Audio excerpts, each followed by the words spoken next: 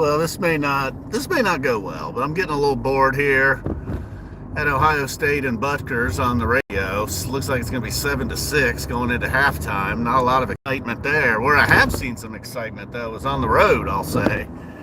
As I was getting off of, let's see, it must have been like 94 onto 23, maybe?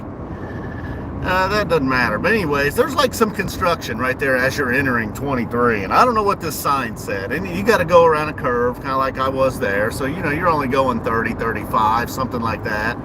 Well, the car in front of me sort of drifts off to the right. And I'm like, like they were just going to get off real quick. Like maybe they weren't ready to get on the highway. I'm just going to get off the road here.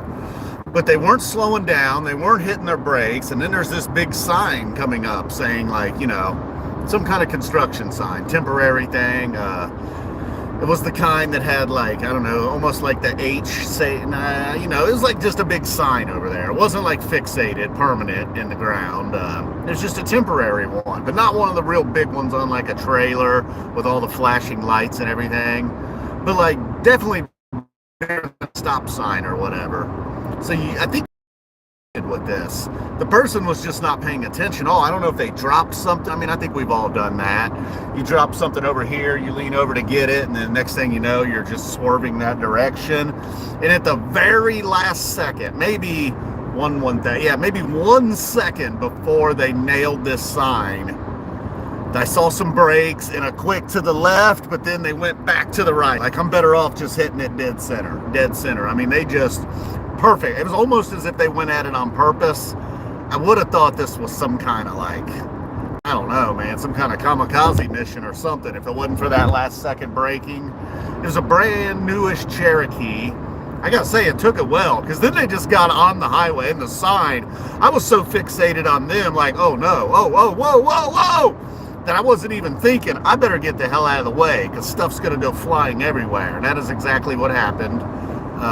Just metal bars and parts of the sign. I mean, just debris everywhere, man. I didn't want to get hit with any shrapnel. So, at the last second, I got over, and it would have come right into our lane. So then the Cherokee just gets on the highway. I was like, is this person just going to act like nothing happened? And then they drive for a little bit, and then they get back off the highway. And I kind of looked, and the lady was getting out of her truck then.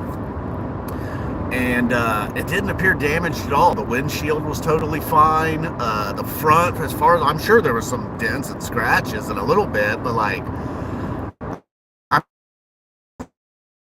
hour with like no braking, really. I mean, I saw some brake lights at the last second, but I think they like let off the brakes and then went back into the sign. I mean, I'm imagining it was like, oh! They just looked up and they didn't know what to do. They probably did the swerve where you kind of go left and back to right, I think. Probably brakes, not brakes, I don't know. Had to be really scary. I mean, it was kind of scary for me, so I can't imagine what they were going through. And then, so now I just had to stop at a rest stop. Been in the car for a while, and then I look up and I see it on the wall, like real big. And he was like, the sign blocks the WO. I did the same thing. So I was like, oh, thank you. And I went in the men's room and I walked out, and then, yeah, he's totally right. There's some sign up, like some voting thing or something. Apparently there's an election this week or something like this, next week. Well, anyways, yeah, the way that sign's positioned, when you walk in the door, you look to your left, you see the restrooms, and you see men. But you're not realizing that the sign has cut off the WO, like perfectly, too. I imagine quite a few dudes have made that mistake. And then there was like a little yellow thing on the ground to grab your attention. It said male attendant on duty. So then I was looking at that, so I just totally missed the like women painted on the wall. It was probably 5 feet long. I don't know. But other than that, that's about all of the excitement. You guys want to see what I'm seeing here? Maybe? This will be cool. It might not sound good though. You might just be hearing the rattling and the vibration. I mean, I was tempted to start looking at the chat. And after what I just witnessed with the lady in the sign, I mean, I can't even ask you if you can hear me. Oh, I can almost see it in the mirror over there. Definitely not readable, but I can see my phone in my rear view mirror. I wonder if I angled my mirror in a real weird way. So I don't know if you can even hear me. It appears there's a mic right there, but the way I got it sit on the door, you might just be hearing like car noise. What's going on? Alright, looks like we got some commercials. Buckeyes game must have been at halftime. Kind of lost track there. Man, if they lose to Rutgers, I mean, what is going on with Shiano? I know they're back to like a decent team all of a sudden. It's just amazing. He's the only guy that can win there. I was trying to explain this to Mary earlier. Like, you know, it's a mansplaining. You know, that's what a good boyfriend does. He does some mansplaining every now and then about Rutgers football. Girlfriends love that stuff, trust me. So then I was like, yeah, he's this guy, you know. He was at Ohio State. You know, everybody was kind of mad at him there. He got hired at Tennessee, and they immediately canceled him because he was like on the staff at Penn State or something. They labeled him like an enabler. It's kind of ridiculous, but whatever. So then Rutgers was like, well, we were horrible before you got here. We've been horrible ever since you left. I think we're just like a match made in heaven. Nobody seems to want you except us. You don't seem to do well anywhere. I mean, although I wouldn't say his time at Ohio State was a failure. Just had some big games where the defense, didn't look so great. That's not a real good visual, is it? You guys are just looking at the wall. I'm surprised you haven't seen a dead deer yet. Man, I have seen some. You get outside of Dayton and headed north, it's not long before you just start seeing dead deer everywhere. Well, that's pitiful, man. That is just a pitiful view. If I did this. Now, this is really unfortunate, though. All right, I guess we'll go back to the dash cam. What if I did this? I could do something like this, maybe. Still steer. I feel like I'm maybe covering up the mic, though. Mic check. 1, 2, 1, 2. Favorite bands ever: Rage Against the Machine, Motley Crue, Twisted Sister, Alice in Chains, The Doors, Pink Floyd. These are non-Phish bands, non-jammy bands. And then, like, Noogie was asking me. Now, that at some point, seriously, all those bands were my favorite band. I mean, even if you got to go all the way back to when I was like 7 years old for that Twisted Sister. I mean, that come out and play, man. I played the hell out of that cassette. I think it was my brother's cassette, but I basically took it over. So anyways, I was like, yeah, I really only like one true jam band, and that's Phish. But then I realized, like, Billy Strings is right there knocking on the door of jam band. King Gizzard, they can't decide. They're everything. But every now and then, they're knocking on the door, jam band. Kitchen Dwellers, same thing. They're knocking on the door, jam band. And I don't really love traditional bluegrass, but I do love Billy and the Kitchen Dwellers. And Frank Zappa. There was times when, yeah, Frank Zappa, he was more, I guess, knocking on the fusion door back then. But now he might get lumped into a jam band. You know, they would invite him to lock in Bonnaroo, that's for sure. What are all these people thinking I'm filming them? Pretty nice day out here, though.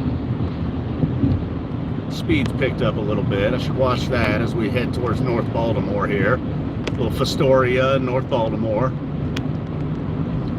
Got off that exit before. Gas, 291, not bad. All right, oh, so where was I? At some point in my life, I would say, yeah, Twisted Sister was my favorite band, and then Kiss was my favorite band, and The Doors, and Pink Floyd, and Rage Against the Machine, and Alice in Chains, and Frank Zappa, and Primus. Maybe even the Frog Brigade, but the Frog Brigade. Carl Claypool's Fearless Flying Frog Brigade. It was probably like 6 months they were my favorite band.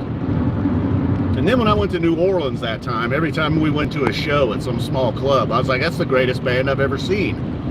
I think I saw somebody called Frequinox. Yeah. At the time, I was like, that's the greatest show I've ever seen.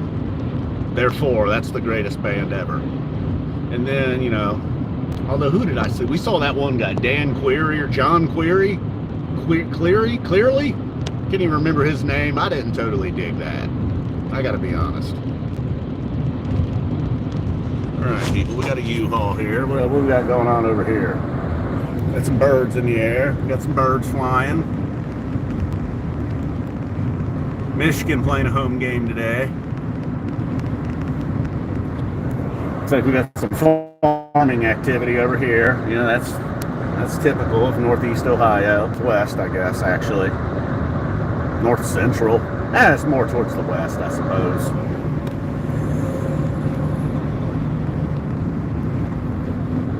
Listen to a little bit of 11/11/98 on the live Phish app. Man, what an open. That punched you in the eye. Another one of their many great openers. But if this one, they elongated that intro a little bit. On back when, you know, they almost felt like they were throwing a little 2001 in there. Doing a little Page Boogie of 98. They followed that up with a gumbo. They thought it was just going to be a funk fest. Pulled a fast one on you, though. And it was just kind of a cool gumbo. A little spacey at times. Quiet. There's a rip in Haley's Comet. So the songs that they really jammed out is an excellent theme from the bottom. Ghost.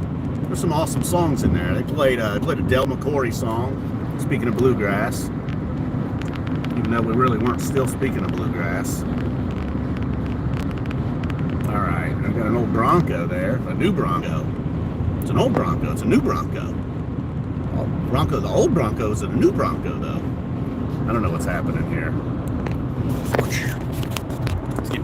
Whoa. Booger Cam 2000. Need some, getting a little sun in the face. There we go. That's not bad. All right, people. Well, that's about all I had. The crazy lady that hit the sign. And, I mean, I kind of knew it was a lady before I saw and it was confirmed it was a lady. I don't know. Like I said, I've done it. You've probably done it. In this case, it happened to be a lady. I don't know. And then, yeah, almost, speaking of ladies, almost walked into the women's room. Now, I don't know what would have happened there. And I got to tell you, I really, really had to pee. So it was one of them deals where I'm like already grabbing at my pants as I'm walking in the room. Now, all right. Could you imagine? Wow! Kevin! All right, guys, boom. I don't know how they would have known my name. All right, we better get out of here. Only 5 thumbs up? Maybe people were like, this isn't safe. I'm not going to give him a thumbs up. I ain't leaving until I get one more thumbs up. I'll take my seatbelt off. If that's what it takes. There we go. All right, we got 6. Boom. Dan Z and Spud, if you stopped by, it might be a little early for Spud. It's only 1:50 p.m.